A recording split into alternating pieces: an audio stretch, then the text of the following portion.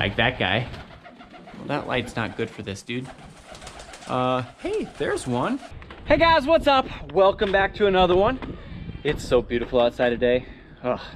As much as I hate time change, I have lots of light left today. So, because the pigeon pens are always so dark when I get off normally, we're gonna go through and we're gonna look at all the pigeons today.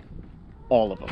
I finally am caught up with a bunch of things at work, and I think I have some time to actually put into some of the projects I've been meaning to do for like a year or two, or whatever it is. Anyway, there's a few things I wanna do before then. We gotta feed the goats, we gotta feed the chickens. For you guys that like trapping, I do have something I want to show you. You guys probably already know about it, but it's something I didn't get to do last year. I want to do it this year because it was kind of effective. So we're gonna make our own bait. If you already know how to make beaver tail oil, then his old hat to you. But we're gonna do that.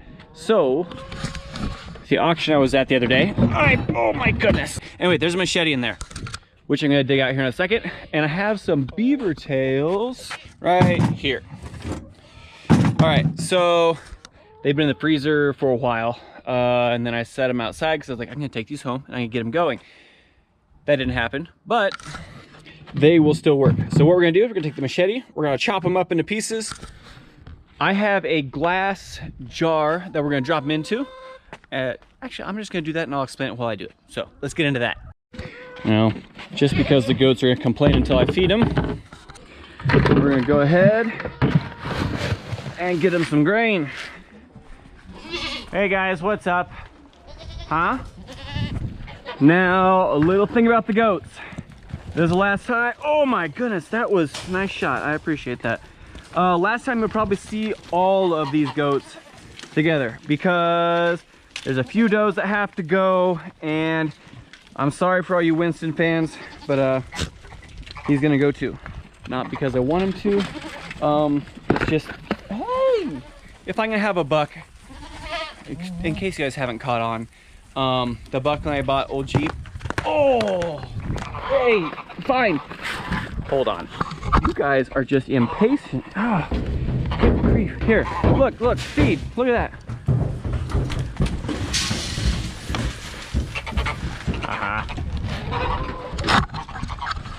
Like I was saying, Jeep. He died. I'm not sure exactly what happened. We had a couple weeks stretch here in Kansas where it was like -10, -20 fairly consistently. I don't think that had a whole lot to play with. He was probably burning more energy at that point, but he got kind of skinny. I wormed him. I separated him off from the other goats because I knew they were bullying him, but I didn't know how much. So I kept him separate. He looked pretty good. Got a little bit warmer. I threw him out with the does, and yeah, he didn't make it.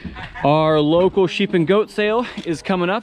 The way the prices have been, I can't not try and upgrade a little bit. So what I'm gonna do is I'm gonna keep track of how much I made off of them. I'm planning on getting rid of the does that had a bad side on their udder. So like, you know, if they had twins, they had one good side, bad side. Basically, let me see if I can show you one here. Who's got a bad side? Someone's got a bad side. This doe right here. So she has one big side, one small side. One side of that worked. The other side did not. I'm not sure what it was that created that. Wasn't good.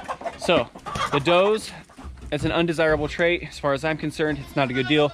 I'm gonna sell all the does that have a bad side. I'm gonna sell Winston because he's a buck and I don't need that type of inbreeding here. Hope you guys understand. My uncle has a good buck. I'm planning on bumming him. So Winston, this is your final video. Hey bud, hey. So, yeah, sorry bud. Yeah, this video will actually come out before he goes to sale. You guys could change my mind, literally. The one kid, where is he? He's got the bad ear, this guy.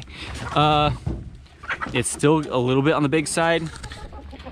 Not sure. I talked to a couple people. They're like, you could drop a bunch of money into him or you could sell him. So I'm gonna sell him. It's a little buckling. He's not doing me much good. Huh. Yeah. The herd is gonna get smaller.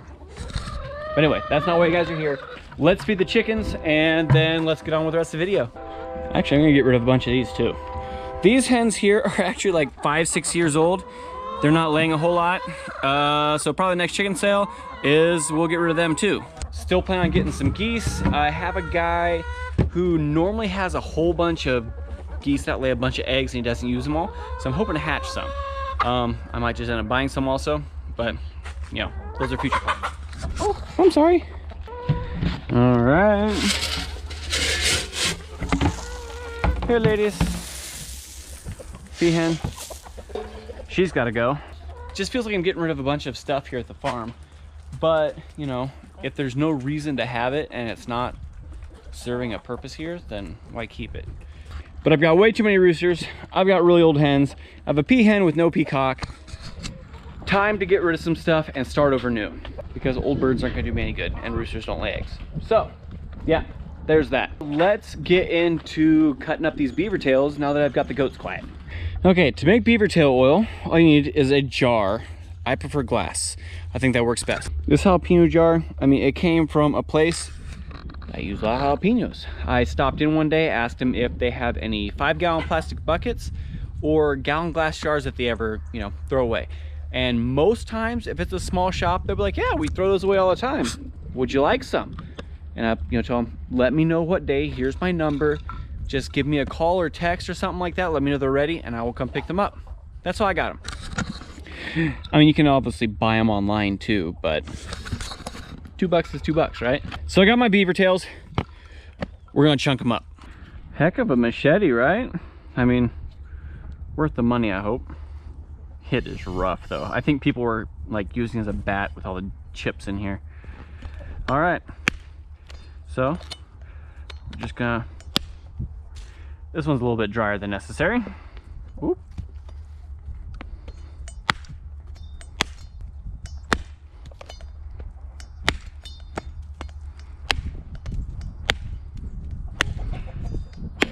Now you just want a couple inch size pieces.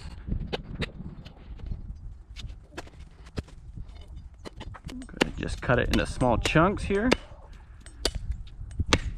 Now, once you get into chunks, all you do with it, drop it in the jar. That's all it is. All right, got a half a jar of beaver tails. Now for the easy part. Literally, all you do is find a spot, set it in the sun, and wait. So, we're gonna set it right there.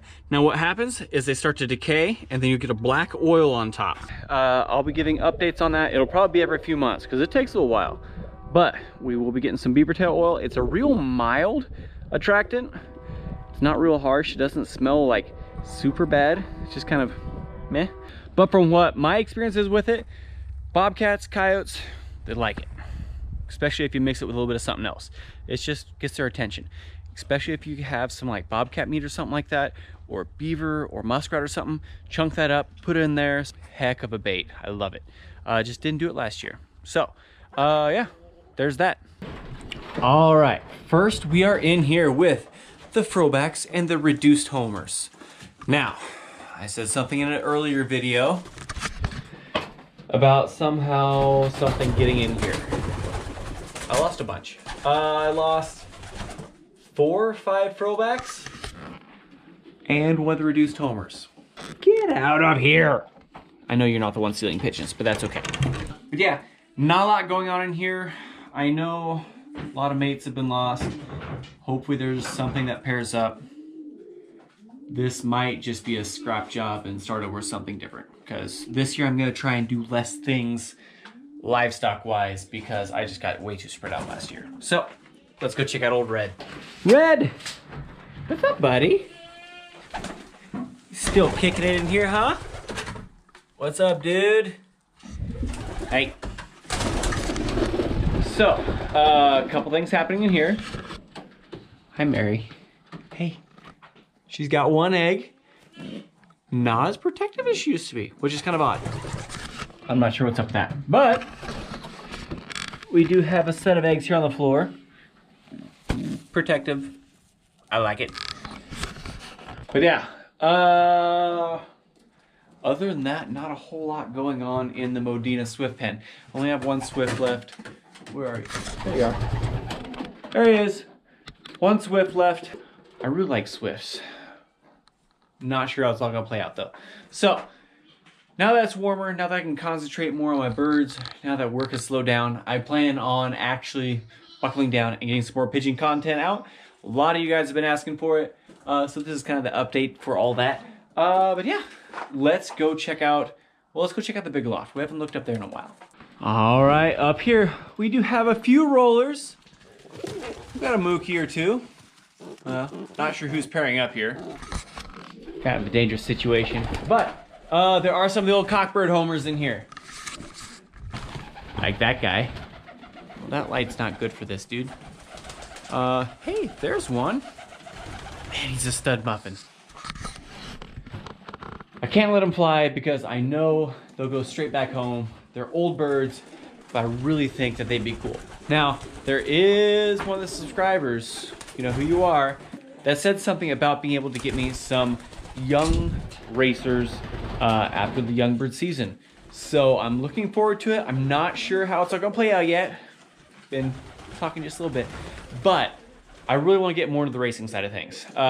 Even just flying them in general. But I am planning this summer to turn one of these upstairs loft into all racers. Thought about doing here, putting a trap in here. Not sure how it's gonna work out yet. Thought about doing this side. I'm just not sure how to play it all out yet. But I have been thinking a bunch about it. So, this side, I think I have 5 birds or so. There's at least 6. 1, 2, 3, 4, 6 birds? I think there's 6 birds in here. Nothing crazy. Yeah, that disease die-off did not do good. But there's a pure white one, a couple pretty colors. There's a red hen that I really like. But, yeah, not sure if I'm gonna keep all the common birds or, you know, trash birds as some of you guys have lovingly called them. Not sure how it's gonna work out yet. But, I'm playing around with it. So, that's the upstairs birds. Let's go check out the homers, because that's what I'm really, really excited about right now. So, we're gonna look at them. Why can't you guys leave the feeder upright? Like, seriously, why can't you just leave the feeder upright? You don't know? I understand. Okay, here is the racing homer loft. Now, before I go in and look at all the birds, this area here, I need some advice. Do I put the traps, you know, these deals here, do I put them there in the front? Do I make a spot on the side? Down here on the side? I am not sure what the best space is for that.